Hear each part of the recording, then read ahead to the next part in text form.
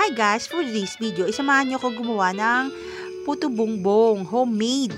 So, imbis na bumili ako sa labas, gumawa na lang din ako. Total, last year, I remember, nakagawa na rin ako ng mga homemade puto bongbong. At ito na nga, isi-share ko uli sa inyo kung paano paggawa ng homemade puto bongbong na hindi nyo na kailangan yung lutuan ng puto bongbong. Ito at madali lang din gawin at pati ang lasa is kalasang-kalasa. Promise yan. At ayan na, basta sundan nyo lang ang aking ginagawa.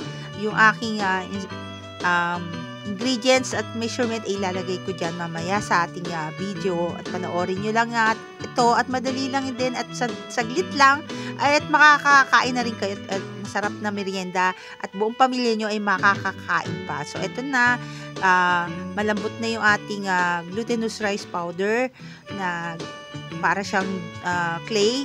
Ayan, at tapos wala akong dahon ng saging pero pwede naman din na wala. Ang kinamit ko ay aluminum foil.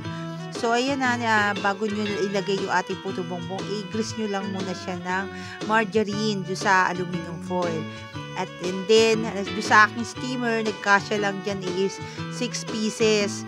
Kasi, kailangan may mga pagitan din siya o space in between para hindi siya magdikit-dikit pag naluto na siya.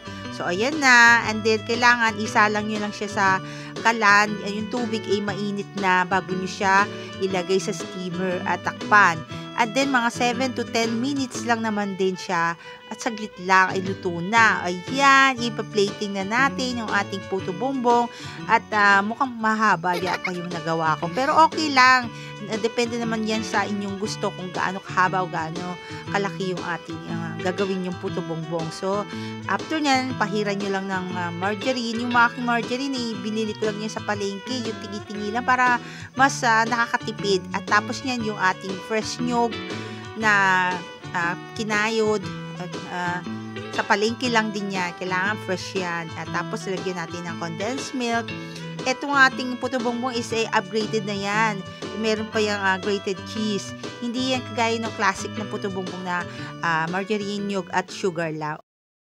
Oh, hi guys! Ito na, titignan natin aking homemade puto bongbong. Diba? Ayan o. Diba? Titignan natin. Ano tayo ng puto bongbong? Ang galing! Last year, gumawa din ako nito eh. Oh, ngayon, gawa ulit. Kasi Pasko na. Oh.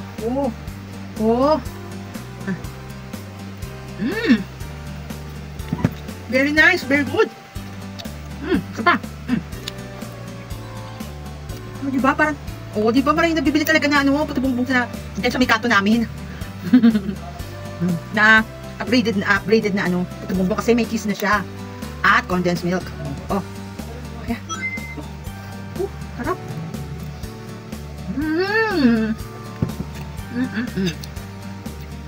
At kasama natin ng drinks. Ayan may soft drinks ako. Maraming yellow. Solve na solve sa merienda. Thanks for watching. Bye!